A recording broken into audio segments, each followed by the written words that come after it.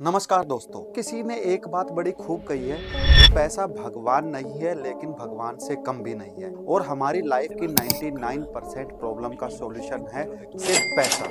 लेकिन एक बात समझिए, क्या पैसा किसी की लाइफ में इतना हो सकता है कि उसको वो पैसे की वैल्यू कुछ ना लगे, उसके लिए पैसा एक नंबर हो जाए? जी हाँ, इस दुनिया में कुछ लोग ऐसे भी हैं जिनके लिए पैसा सिर्फ एक नंबर है। हमारे लिए हो सकता है कुछ हजारों लाखों करोड़ों की बहुत बड़ी कीमत है, लेकिन उनके लिए हजारों लाखों करोड़ों की कीमत सिर्फ 1 घंटे के बराबर है। अभी रिसेंट न्यूज आई एलोन मस्क की। एलोन मस्क ने एक दिन में 168 बिलियन डॉलर, जो कि अगर मैं इंडियन रुपीस में बात करूं तो लगभग 14 लाख करोड़ रुपए कमाए। अब यहाँ पर देखिए, 14 लाख करोड़, आप और मैं शायद उसमें जीरो भी नहीं लगा पाएंगे कि 14 लाख करोड़ को लिखना कैसे है, या इमेजिन भी नहीं कर पाएंगे, या हमारी लाइफ का बड़े से बड़ा सपना होगा पैसा कमाने का, लेकिन उस नंबर के बारे में तो हमने सोचा भी नहीं होगा जितना एलोन मस्क ने एक दिन में कमा दिया है। और इतना बड़ा नंबर है जो कि हमारे जो इंडिया के सबसे रिचेस्ट पर्सन है मुकेश अंबानी जी, उनकी पूरी जिंदगी भर की जो कमाई है, उनकी जो पूरी वेल्थ है, उससे कहीं ज्यादा पैसा है। अब ऐसा नहीं है कि मुकेश अंबानी जी कम कमाते हैं। मुकेश अंबानी जी की भी जो वैल्यू है, उनकी जो वेल्थ है, एक दिन में कई हजार करोड़ ऊपर नीचे हो जाती है। ऐसे ही इंडिया के दूसरे बिलियनर हैं या फिर वर्ल्ड में और भी बिलियनर हैं जिनकी वेल्थ एक दिन में हजारों हजारों करोड़ रुपए ऊपर नीचे होती है। अब हम एक बात रियलाइज कर रहे हैं, आज इस दौर में अमीर और ज्यादा अमीर होता जा रहा है और गरीब और ज्यादा गरीब होता जा रहा है। एलोन मस्क जो पहले से ही वर्ल्ड के रिचेस्ट पर्सन है, अब वो इस मुकाम पर पहुंच गए, शायद कोई उनके आसपास भी पहुंच ना पाए। लेकिन अब यहाँ पर क्या सिस्टम अनफेयर है या फिर हम ही कुछ गलत समझ रहे हैं, हम गलत डायरेक्शन में जा रहे हैं? आज की इस वीडियो में हम बात करेंगे उन लोगों के बारे में कि रिच पर्सन कैसे और ज्यादा रिच हो रहे हैं और उनसे हम क्या सीख सकते हैं। मैं बात करता हूं सबसे पहले एलोन मस्क, जो आजकल काफी ट्रेंडिंग में है। अब यहाँ पर एलोन मस्क की जो वेल्थ है, एक दिन में 50,000 करोड़, 80,000 करोड़, 1 लाख करोड़ ऊपर हो जाती है, नीचे हो जाती है। अब ये सवाल है, क्या वो इतना पैसा डेली उनके बैंक में आता है या फिर ये कोई अलग गेम है? देखिए, इतना पैसा डेली बैंक में नहीं आता है या उनके पास कोई ऐसा कैश नहीं आता है कि एक दिन में एलोन मस्क ने 14 लाख करोड़ कमा लिया, उनके पास 14 लाख करोड़ कैश आ गया। ये होता है जो उनकी कंपनी है, सपोज टेस्ला है, स्पेस एक्स है, उनके शेयर प्राइसेस जब ऊपर होते हैं तो उससे उनकी वैल्यूएशन ऊपर नीचे होती है। लेट्स सपोज अगर एलोन मस्क साहब के पास टेस्ला के 10 करोड़ शेयर हैं, अगर टेस्ला का शेयर 10 रुपए भी ऊपर बढ़ेगा तो उनके 100 करोड़ रुपए उनकी वैल्यू बढ़ जाएगी। और जो बड़े बड़े लोग हैं, जो उनकी वैल्यूएशन से ही उनकी वेल्थ होती है, ऐसा नहीं कि उनके पास इतना सारा इतना बड़ा कैश होता है। अब एक दिन में 14 लाख करोड़ कमाए हैं, उसका रीजन क्या है?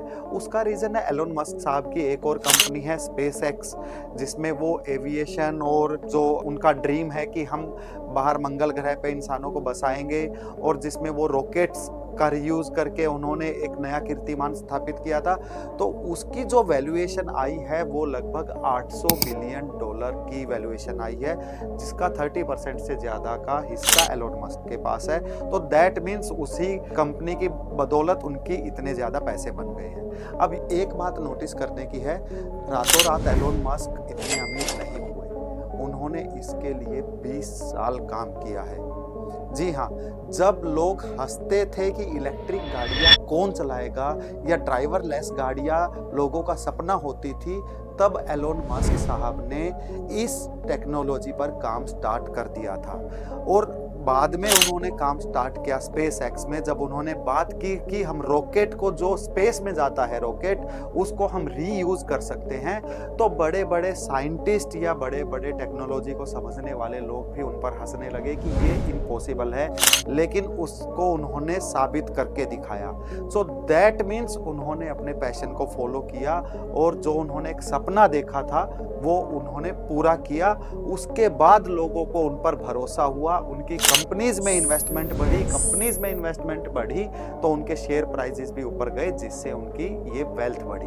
सो इसका मतलब है जब भी कोई इंडस्ट्री इम्पॉसिबल लग रही थी तब एलोन मस्क उसके पीछे काम कर रहा था। अब बात करते हैं इंडिया के सबसे रिचेस्ट पर्सन की, मुकेश अंबानी जी की। जब इंडिया में इंटरनेट एक लग्जरी होता था, एक दिन का हम 1 GB का भी पूरे महीने का 300-400 रुपये पे करते थे और पूरा दिन वीडियो स्ट्रीम नहीं कर पाते थे, तब मुकेश अंबानी साहब ने एक सपना देखा कि मैं इंटरनेट को फ्री कर देता हूँ। तो सब लोगों ने उस टाइम पर भी उनके इस डिसीजन पर क्वेश्चन रेज किया कि इंटरनेट फ्री करने से आप कैसे पैसा कमा लोगे। लेकिन वहाँ से उन्होंने जियो की स्टार्टिंग की और उन्होंने इंटरनेट को फ्री करके इंडिया में इतना चीप कर दिया।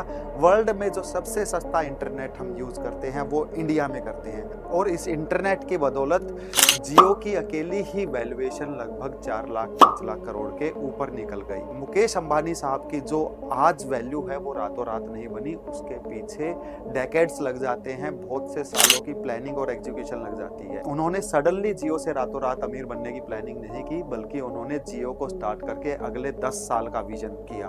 और जब आज जियो का प्राइस या रिलायंस का प्राइस थोड़ा सा ऊपर नीचे होता है तो मुकेश अंबानी साहब के हजारों करोड़ रुपए ऊपर से नीचे हो जाते हैं। पर यह पैसा एक दिन में नहीं आता, इसके पीछे बहुत से सालों की मेहनत है। अब मैं दूसरा एग्जांपल लेता हूं। अभी आपने नाम सुना होगा लेंसकार्ट का, पीयूष बंसल साहब की कंपनी।